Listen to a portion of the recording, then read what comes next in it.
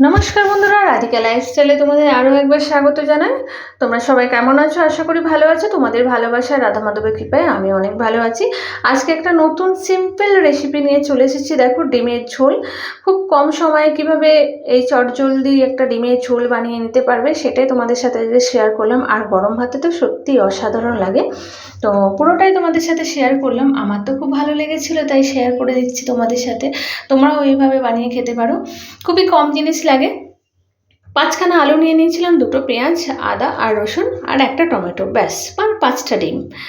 অবশ্যই যে তোমাদের পরিবারে কীরকমভাবে কে ডিম খায়, কেউ তো 2টো খেতেই পারে, সেই হিসেবে নিতে পারো, কোনো অসুবিধা নেই। তো এগুলো ব্যাস, আর কিছু লাগবে না। তো আলুগুলো দেখো আমি চৌকো চৌকো করে 4 টুকরো করে কেটে নিয়েছিলাম। আর আদা, রসুন আর পেঁয়াজ প্রত্যেকটা কেটে নিয়েছিলাম। তো আমি একসাথে এগুলো পেস্ট করে নেবো, যেমন আদা রসুনটা, পেঁয়াজটা আর টমেটোটা আমি পেস্ট করে নেবো। কারণ তাহলে কি হয় যে একটা গ্রেভি হয়, গ্রেভিটা না খুব সুন্দর হয়, আর তরকারির টেস্টটা না খুব ভালো হয়। তো সেক্ষেত্রে দেখো আমি এগুলো সব পেস্ট করে নিচ্ছি একসাথে। তারপরে আমি এগুলো ডিম সেদ্ধ বসিয়ে দিয়েছি। ডিমটা কিন্তু আমি 5টা নিয়েছিলাম, তো 5টা ডিম এদিকে সেদ্ধ বসিয়ে, আর অন্যদিকে আমি আরেকটা কড়াই বসিয়ে নিয়েছিলাম। সেখানে আমি নুন আর হলুদ মাখিয়ে নিয়েছি আলুতে আগে, আলুগুলো ভেজে নেওয়ার জন্য। তারপরে কড়ার মধ্যে তেল দিয়ে দিয়েছিলাম, তেলটা গরম হতে দিয়েছি। আর এদিকে দেখো ডিমগুলো সেদ্ধ হচ্ছে, কারণ আলুগুলো যতক্ষণ আমি ভাজবো ততক্ষণে আমার ডিমগুলো সেদ্ধ হয়ে যাবে। তো সময় যেহেতু কম, তো সেই কারণে আমি এইভাবে বানিয়ে নিচ্ছিলাম। তোমরাও সময় কম থাকলে এইভাবে বানিয়ে নিতে পারো, একদিকে ডিম সেদ্ধ আর একদিকে আলু ভেজে নিতে পারো। তো আলুগুলো না একদম মাংসের মতো লাল লাল করে আলুগুলো ভাজবো। তার কারণ হচ্ছে আলুগুলো তুমি যত ভালো ভাজবে, বা তোমরা যত ভালো ভাজবে, নুনটা ভালোভাবে যাবে।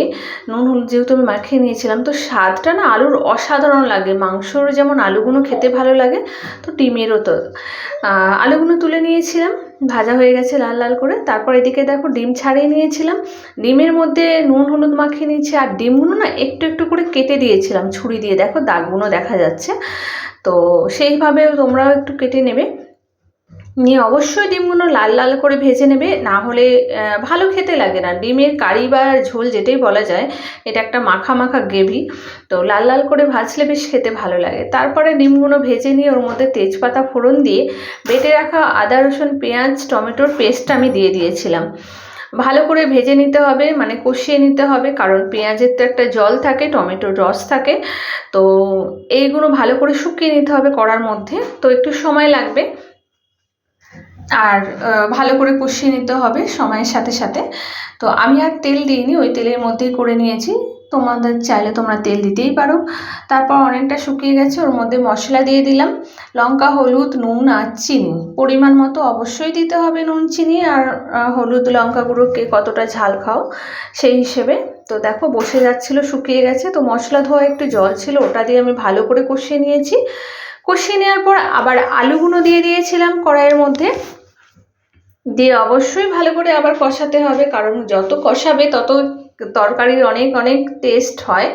তো সেই ক্ষেত্রেই ভালো করে কষাতে হবে। তো আলুগুলো আমি মশলার সাথে ভালো করে কষিয়ে নিয়েছিলাম। তারপরে আমি পরিমাণ মতো জল দিয়ে দিয়েছি, কারণ হচ্ছে এই আলুটা সেদ্ধ হতে সময় দিতে হবে।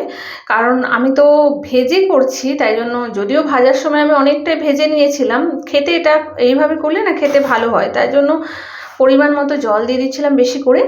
আর অনেক সময় আলু সেদ্ধ করেও ডিমের ঝোল বানানো যায়, কিন্তু তখন আলুর না স্বাদটা বেশি পাওয়া যায় না। তো এইভাবে বানালে স্বাদ পাওয়া যায় বেশি। যাই হোক, তারপরে আমি ডিমগুলো তুলে দিয়েছিলাম ঝোলের মধ্যে, দিয়ে একটুখানি ফুটিয়ে নিয়েছি। তো তোমাদের আমার রেসিপি কেমন লাগলো অবশ্যই কমেন্ট করে জানিও। আর ভালো লাগলে অবশ্যই লাইক কমেন্ট আর সাবস্ক্রাইব করে পাশে থেকো। এতক্ষণ ধরে আমার ভিডিওটা দেখার জন্য তোমাদের অসংখ্য অসংখ্য ধন্যবাদ।